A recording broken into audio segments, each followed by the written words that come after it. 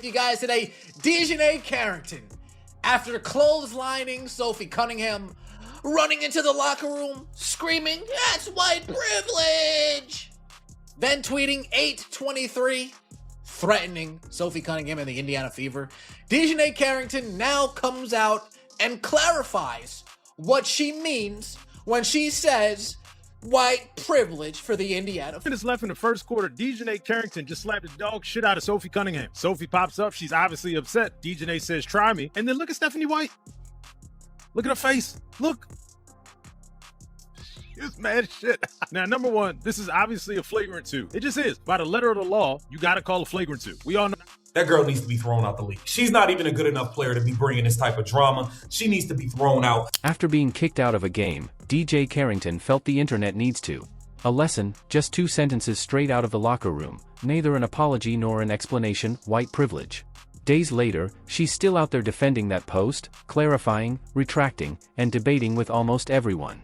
Who has the courage to resist it? This has become a complete disaster, and to be honest, it could be among the most bizarre responses that a WNBA player has shown us during the season. Cunningham, otherwise known as MAGA Barbie in the WNBA, is a superstar player. She's one of the most famous female athletes in the world because she stood up for women in women's sports, saying only biological women should be allowed to play in the WNBA.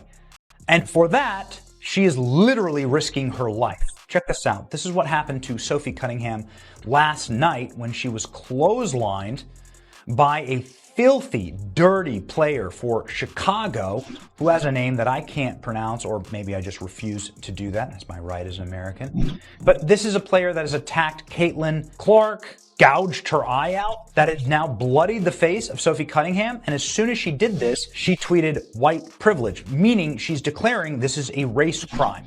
Now, if a white woman was doing this to black women, it'd be the #1 story in the world. She'd be banned from the league forever. But somehow black women are allowed to get away with this against white women.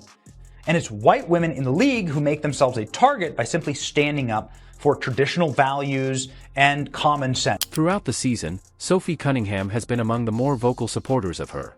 Caitlin Clark, a teammate with Fever, repeatedly stated on camera that the league and the officials failed to take adequate action to shield Clark from the physical abuse she endures each and every night. She has criticized several plays, certain players, and even stated unequivocally that some organizations have discussed their desire to show Clark the true meaning of the W. Talking like that doesn't exactly make you well liked in the league. And Cunningham has never truly concealed her knowledge. Dude, that's assault, brother.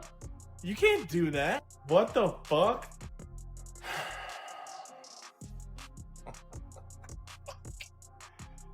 Is this just the default if you can't think? Or if you just like don't want to take accountability for your actions? Oh my god, this league, bro, this league. Bro, white privilege while you're wearing a bleach blonde dyed wig. I mean, the fuck? What is privileged about that? You stone cold Steve Austin clotheslined her ass. What about that is white privilege? The WNBA stays undefeated. It truly does. They can't get out of their own way. This history is important because it clarifies why so many individuals witnessed this particular foul and thought at once that there was more going on than a challenging basketball play. Cunningham has already taken a position. She was one of the players who dared to voice her concerns about Clark's treatment on the floor, and now she's the one on the receiving end of a forearm to the face, causing blood to be drawn. Carrington may or may not have meant any of that subtext. The moment the expulsion occurred, the situation's optics nearly wrote themselves. Beyond concerning at this point how far from the plot we have actually gotten. And when I say the plot, I mean the basketball. How far from the game of basketball we have spiraled. When we're talking about the WNBA, you know, we used to joke, it's like, oh, 0 days without drama in the WNBA. This league is living up to it at a rate and a level of concern that we haven't ever had.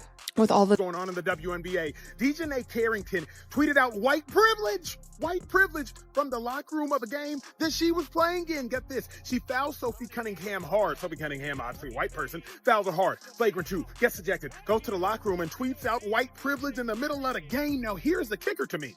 A flagrant 2 has to be contact that can lead to an injury that looks excessive. DiJonai, it was about as excessive as possible. If there was any evidence of there being white privilege, this was not it. What the hell do y'all... Cunningham is not the only one who has observed the strain. Earlier this year, renowned announcer Dick Vitale offered his opinion. When Clark was ranked as the 9th best guard in a league-wide player survey, the outcome was categorically pure jealousy and anticipating the guys in the league would soon see how much Clark has contributed to everyone.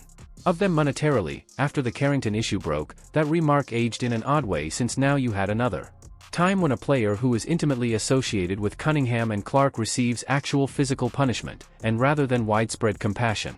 From all throughout the league, you have a head coach gently supporting the aggressor and a former college right across the face, coming down trying to prevent the layup, but that is just a hard hit. That's definitely going to be upgraded, I think, to a flagrant 2, Ryan. I think that is going to be a flagrant 2.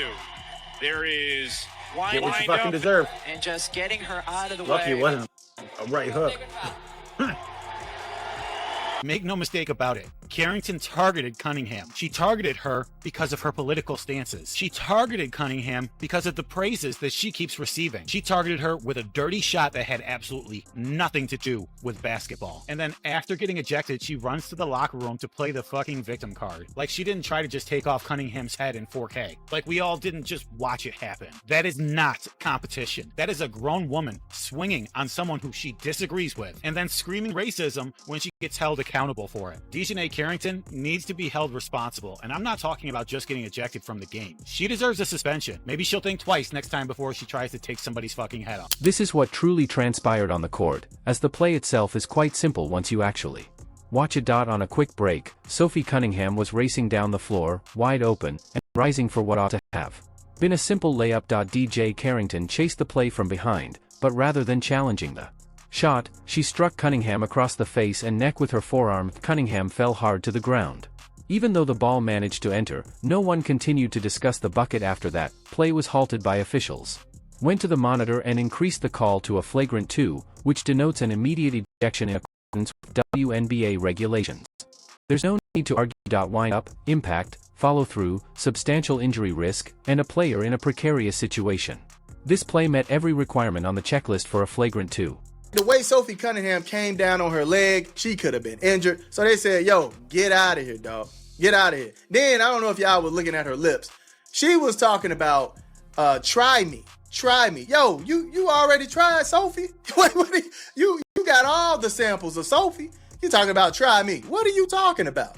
This lady is unhinged right now, man. This is crazy work. And it makes you wonder. It's like, dog, you were the best player for the Sky at this moment. Look how she landed on the leg. Oh my goodness. Like, you were the best player for the Sky, and you decided to do this? You weren't even thinking about the game. You was thinking about some kind of revenge, something. Somebody sent you on a mission. You were on a mission, dog. I don't know what you had going on here, but DiJonai, this is unacceptable. Disrespectful, disgusting, and I'm glad they got you up out of there. All right. Cunningham sprang up right away, and her face was filled with rage. In Carrington, she immediately space before the two were separated by teammates and officials. Here's something to be aware of. Out, since it reveals a lot about how this league handles responses differently based on who's carrying out the reaction. In fact, the head of the officiating crew stated after the game that Cunningham's answer was not punished, because, considering the intensity of the contact she had just made to her face, the response was considered appropriate. Therefore, even the referees at the time essentially attested to the fact that what had happened to her was severe enough to warrant. She became agitated over it. Photo from the flagrant 2 on DiJonai Carrington against Sophie Cunningham, where she proceeded to go into the locker room and tweet white privilege after being thrown out of the game. I'm not going to comment on that situation, but I will say this. This is a flagrant 2. Black, white, Asian, Hispanic, don't matter. This is a flagrant. I mean, she clotheslined her. What more do you want? So, this looks very bad. It just shows that the WNBA is nowhere near where they need to be professionally. Because again, this is a clothesline. It's a flagrant 2.